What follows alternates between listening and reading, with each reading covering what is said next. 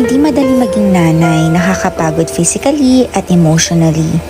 Nakakalula sa dami ng gawain, kaya madalas pagod na pagod tayo. Pagising sa umaga, simula na ng unending task. Pero kahit nakakapagod, hindi pa rin natin ito pagpapalit.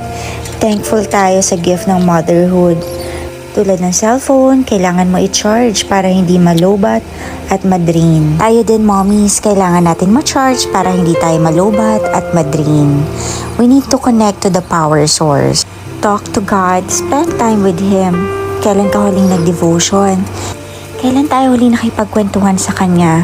On our own, hindi natin kaya, mapapagod tayo, malulungkot, mag-worry, kaya kailangan natin siya para sa araw-araw na lakas, guidance sa pagpapalaki ng anak, at dahil nothing tayo kung wala si Lord. Inay, kung pagod ka, bukod sa pahinga, connect to the power source, connect to the Lord.